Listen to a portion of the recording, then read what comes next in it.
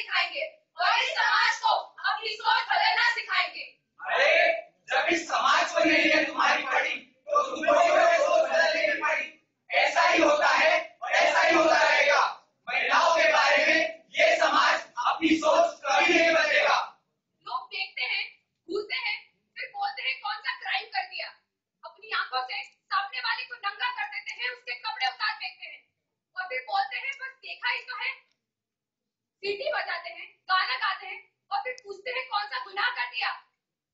आज हर लड़की को सिर्फ बाहर ही नहीं खुद अपने घर में भी काफी भेदभाव सहन करना पड़ता है। जैसे कि मम्मी मुझे पैसे चाहिए। मम्मी मुझे पैसे चाहिए। पैसे तुझे क्यों चाहिए पैसे? डैडी मुझे मोबाइल चाहिए। डैडी मुझे मोबाइल चाहिए। मोबाइल तुझे क्यों चाहिए? मोबाइल मुझे बाइक चाहिए। मम्मी मुझे बाइक चाहिए। बाइक तुझे क्यों चाहिए? बाइक मुझे अब्रॉड जाकर MBA करना है। डैडी मुझे अब्रॉड जाके MBA करना है। MBA तुझे क्यों करना है? MBA अरे बेटा अब्रॉड जाके करेगी।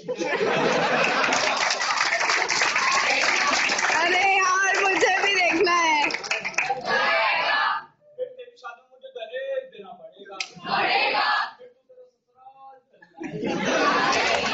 अरे बेटा जब तेरी बात शादी पे ही आके रुकती है तो तू शादी कर और अपने बाप की दुआएं लेती जा।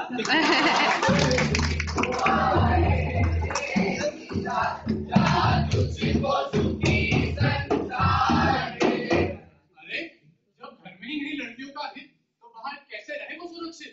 सुनो जी सुनो जी सुनो जी सुनो जी सुनो जी सुनो जी सुनो जी सुनो जी कथा है हमारी हमारी कथा है पुरानी जो सबको पता है।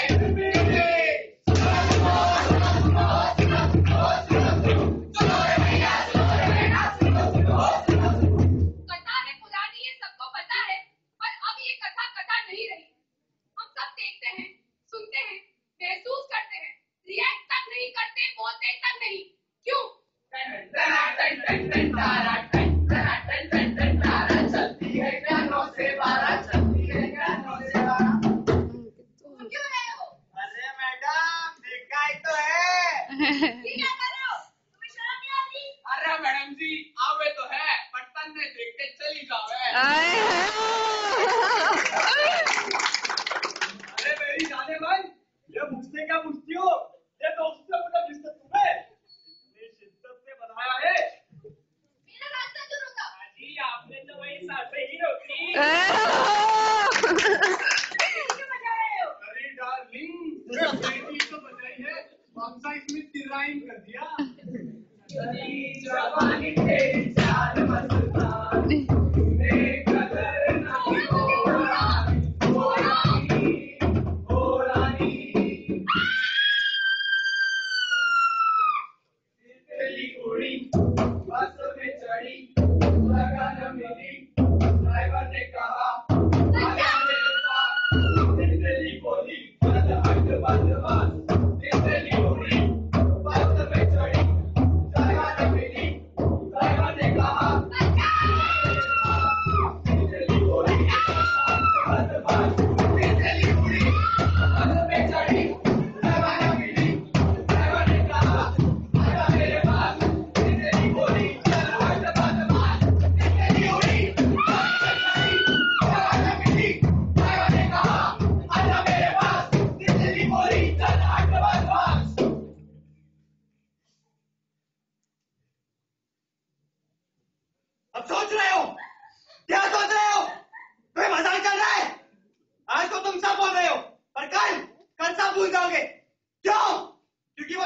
करना नहीं था ना। जब हम अपनी माँ बहनों की हिफाजत नहीं कर सकते तो धिक्कार होना चाहिए हमें खुद पे। आज इस मामले में बोलेंगे तो सब, पर कोई इसे रोकेगा नहीं। पुलिस वालों को रिश्वत हम खुद ही खिलाते हैं, फिर सड़कों पे करप्शन के नारे भी हम खुद ही लगाते हैं। किया क्या था उसने? गलती क्या थी उसकी? उसकी गलती ये थी कि वो एक लड़की थी। आज भारत में ऐसी घटनाएं आम हो चुकी है। हम रोजाना अखबारों में पढ़ते हैं और अपने अपने कामों में व्यस्त हो जाते हैं। पिछले साल दिल्ली में 588 रेप केसेस और 650 मॉलेस्टेशन के केसेस दर्ज किए गए हैं। इसका मतलब है कि हर 13 घंटे में एक रेप केस और हर 15 घंटे में एक मॉलेस्टेशन का केस सामने आता है। रूह नहीं कांपती, मगर हम तो यही सोचते हैं कि ये हमारे साथ तो हो ही नहीं सकता। सेकेंड वर्ल्ड वॉर की एक कविता है। पहले वो मेरे शहर में, मैंने कुछ नहीं कहा। फिर वो मेरे मोहल्ले में, मैंने आंखें बंद कर दी। फिर वो मेरे घर में आया, मुझे बचाने वाला कोई नहीं था। हमारी चुप्पी ऐसे अपराधों को बढ़ावा देती है। समय आ गया है अब इन पर रिएक्ट करने का, एक्शन लेने का।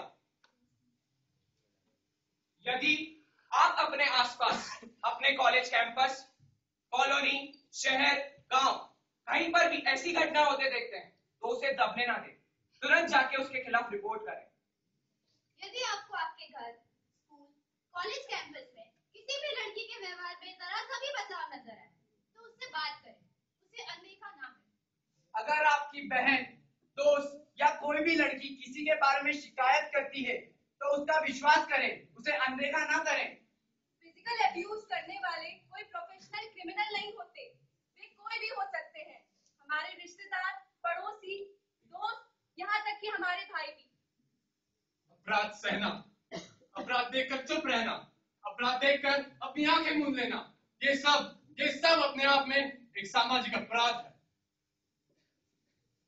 अगर आपके पड़ोस में या कॉलेज कैंपस में ऐसी कोई भी घटनाएं होती हैं तो ये मत सोचिए कि लोग क्या कहेंगे। दूसरों के दरवाजों में दस्तक दीजिए, उनकी जिंदगियों में दखल दीजिए। शुरुआत हमें खुद से करनी होगी। अपनी आंख और कान खुले रखें और समाज में छुपे सफेद घुसपैठियों का सामना करें। लड़की अपनी जिम्मेदार खुद नहीं होती, जिम्मेदार होते हैं आप और हम, जो अपने चुप्पी से कर लेते हैं क्योंकि कोर्ट कचहरी का चक्कर न लगाना पड़े। नतीजा सबूतों के अभाव में अपराधी बच निकलता है। क्या हम महिलाओं को समाज में सुरक्षित माहौल नहीं दे सकते?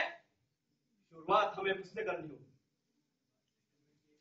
तू जिंदा है तो जिंदगी की जीत पर यकीन कर, अगर कहीं है स्वर्ग तो उतार ला जमीन पर। तू जिंदा है तो जिंदगी की जीत पर यकीन कर, अगर कहीं है स्वर्ग तो उतार ला जमीन पर।